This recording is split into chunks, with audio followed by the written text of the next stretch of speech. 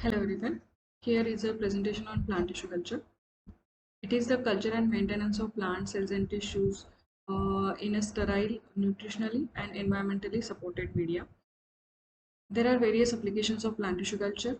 It is helpful in the production of multiple copies of the plants which are having desired traits for good fruit quality, good plant quality.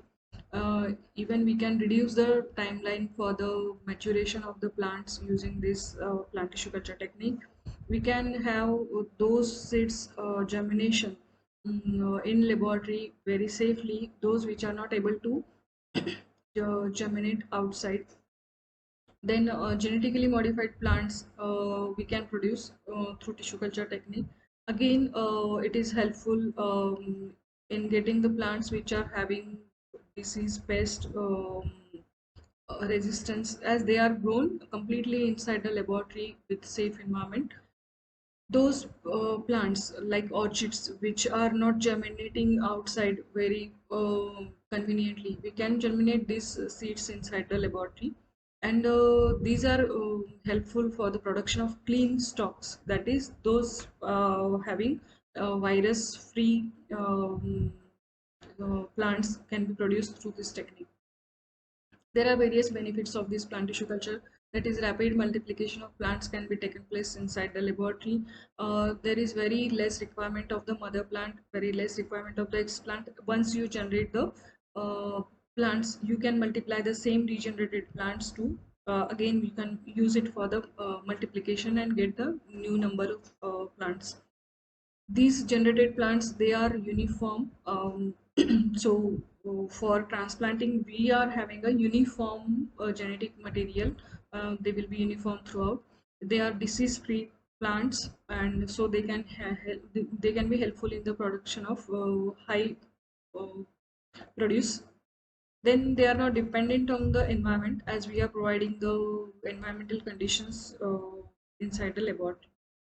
These are the various techniques useful for used in plant tissue culture for somatic embryogenesis and organogenesis. Production of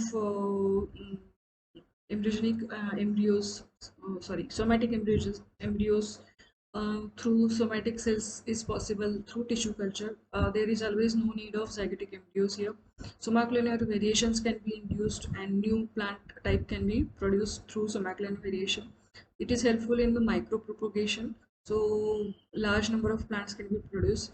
Dihaploid production is a technique using anthers and ovaries. We can produce a number of lines, homozygous lines, in a very short duration of time. Embryo rescue, those species which embryos are not survived outside, we can survive them, we can isolate them, we can rescue them inside the media, and we can grow it into the plant. Then meristem culture is another technique where we can produce virus-free plants. In vitro mutagenesis is very helpful for generating new plant type using the help of a mutagenic agent.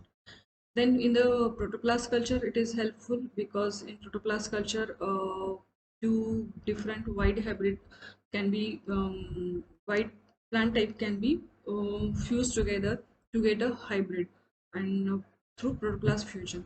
Genetic transformation, it is very widely used in plant tissue culture for generation of transgenic lines, and these are produced through plant tissue culture.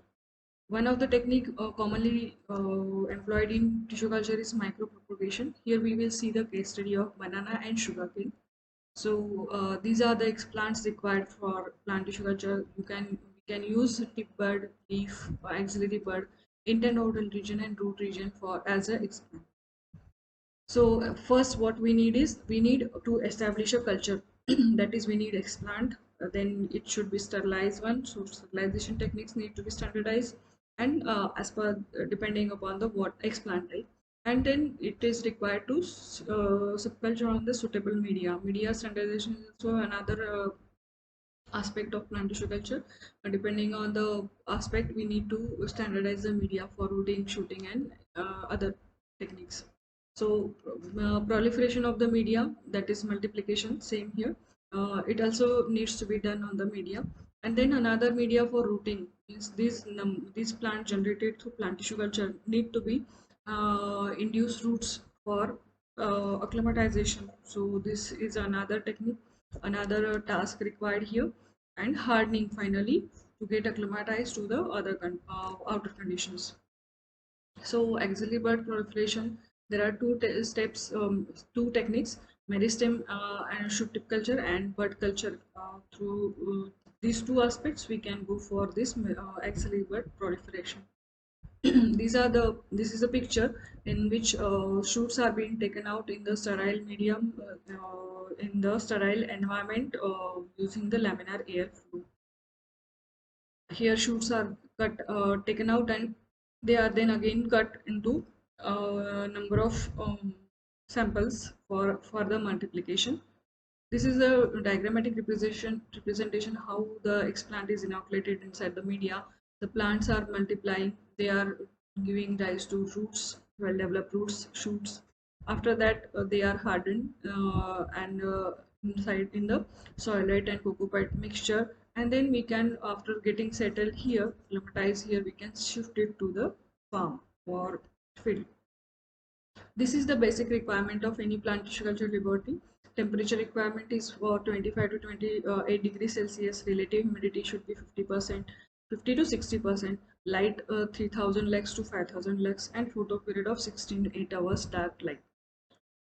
So it is a typical picture showing a greenhouse. Polypropylene sheets or glass can be used for this greenhouse culture, and inside the greenhouse temperature conditions, gases exchange should be maintained, and water requirement is also, it should be fulfilled inside the polyhouse. So it will help the plants to be to remain safe from the pests, fungal or other pests which are dangerous for the growth, or which can be detrimental for the growth of the plant. So here is a short brief review about the plant tissue culture. Thank you.